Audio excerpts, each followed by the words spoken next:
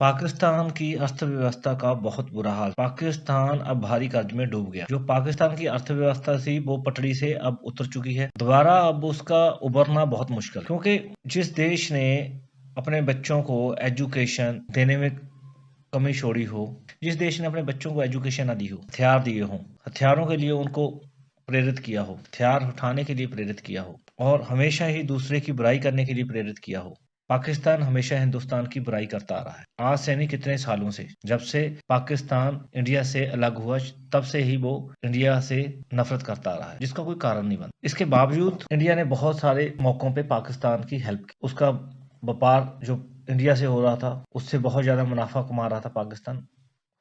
तो पाकिस्तान ने खुद अपने पैरों पे कुल्हाड़ी मारी, इंडिया के साथ संबंध अच्छे ना बना। जब आप टेररिज्म को बढ़ावा दोगे तो कौन सा देश आपकी मदद करेगा? कोई भी देश आपकी मदद नहीं कर। पाकिस्तान इस समय कटोरा लेकर भीख मांग रहा है, कभी आईएफएमएल से और कभी रशिया से और कभी चाइना से। पाकिस्तान की अर्थव्यवस्था को कम आय वाली विकासशील अर्थव्यवस्था के रूप में वर्गीकृत किया जा सकता। क्रय शक्ति समानता के आधार पर या सकल घरेलू उत्पाद के मामले में यह पूरे वर्ल्ड में 23rd पोजीशन पे है। जो पाकिस्तान की वर्तमान आर्थिक स्थिति है वो बहुत ज्यादा नाजुक। तो ये जो आर्थिक संकट पाकिस्तान में पैदा हुआ है, इसके कारण क्या है?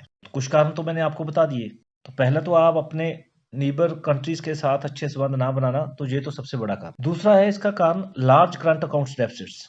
जो इसके लार्ज करंट अकाउंट डेफिसिट्स हैं, डेफिसिट्स इसके इंक्रीज होते जा रहे हैं, जिसका निर्यात ही ना हो, यात ज्यादा हो, जिसका रिजर्व कम हो जाए, तो उस देश में आर्थिकता की क्या बात की जा सकती? आर्थिकता की बात करना ही बेईमानी है। और दूसरा है राजकोषीय कुप्रबंधन, को हम फिजिकल मैनेजमेंट बोल देते हैं। तो पाकिस्तान का जो फिजिकल मैनेजमेंट है उसका काम सही नहीं है। बड़े बड़े बजट के जो घाटे हैं उनसे उबर पाना बहुत मुश्किल है पाकिस्तान। तो ज्यादातर पाकिस्तान अपना जो इसकी शिक्षा प्रणाली है, स्वास्थ्य है, जो बुनियादी ढांचा है, उसमें निवेश नहीं कर पा रहा। जब आपका बेसिक जो नीड्स होती हैं किसी कंट्रीज की, उसमें इन्वेस्टमेंट ना हो, तो स्वाभाविक है उस कंट्री का विनाश होना तय है।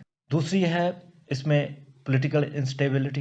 हमेशा आर्मी का राज रहा है पाकिस्तान में। सरकार किसी की आ जाए, नवाज शरीफ की आ जाए, इमरान खान की आ जाए या शहबाज शरीफ की आ जाए, तो कहीं ना कहीं आर्मी का दबदबा रहता ही रहता है पाकिस्तान में। तो इंस्टेबिलिटी के कारण वहां कोई भी बड़ा इन्वेस्टर वर्ल्ड का इन्वेस्ट नहीं करना चाहता। आज आप भी देख लो कि उनके पास कोई भी एक लग्जरी ब्रांड कार नहीं है, वो भी फॉरेन से इंपोर्ट करते हैं। कोई ब्रांडेड क्लोथ्स नहीं है उनके पास, कोई ब्रांडेड मोटरसाइकिल नहीं है उनके पास। और तो छोड़ो, उनके मोटरसाइकिल भी अगर आप देखोगे तो वो भी घटिया क्वालिटी के हैं। तो दूसरी इंडस्ट्री की तो क्या बात करना। हाँ, एक इंडस्ट्री उनके पास है, बहुत बड़ी इंडस्ट्री है, वर्ल्ड की बेस्ट इंडस्ट्री उसको मैं कह सकता हूँ जो उनके पास है। वो है दुनिया के सबसे बढ़िया गधे वहां मिल जाएंगे। गधों का व्यापार सबसे ज्यादा वहां होता है। अगर सबसे बढ़िया गधा लेना है तो वो आपको पाकिस्तान में मिल जाए। इसमें हंसने वाली बात नहीं है।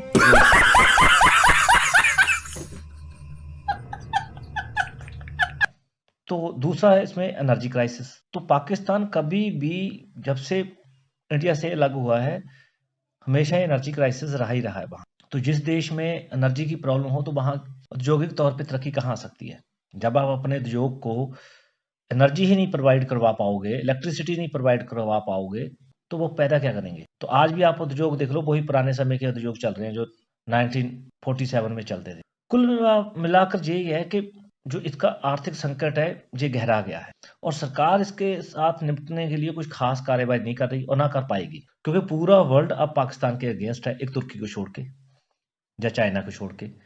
अब तो चाइना ने भी हाथ पीछे खींचना शुरू कर दिया। पाकिस्तान का जो स्टेट बैंक है उसने बताया कि 2022 में पाकिस्तान का कुल बाहरी ऋण, मतलब जितना उसने ऋण लिया हुआ है, वो 126 बिलियन यूएस डॉलर हो गया। अब उस पे और इंटरेस्ट लगा लो, तो उसकी इंटरेस्ट को अदा ही करना पाकिस्तान के लिए बहुत मुश्किल हो जाएगा। तो पाकिस्तान तो वही कंगाल हो चुका है। आप जहां तक देख लो कि पाकिस्तान में जो एक बीट होता है ना, बीट, वो भी दूसरे देशों से इंपोर्ट कर रहे हैं। खाने का आटा नहीं मिल रहा वहां। तो जब खाने के लिए आटा ही नहीं है जिस देश के पास, उसके हालात क्या होंगे आप खुद अंदाजा लगा लो। जिस देश में कट्टरता हो वो देश कभी कामयाब नहीं हो सकता। यही कारण है पाकिस्तान का।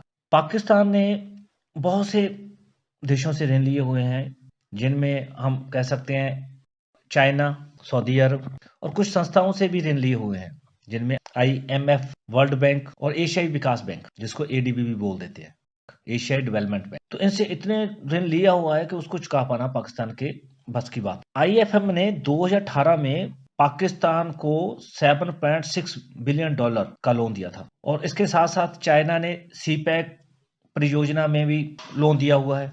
तो इन लोन्स को उतारना पाकिस्तान के बस की बात। तो पाकिस्तान की अर्थव्यवस्था अब चरमराने की कगार पर है। आपका पाकिस्तान की अर्थव्यवस्था के बारे में क्या कहना है, हमें कमेंट करके जरूर बताएं।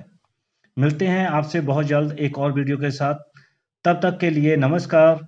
जाते जाते प्लीज़ मेरे वीडियो को लाइक कर दीजिए और मेरे चैनल्स को सब्सक्राइब कर लीजिए। धन्यवाद।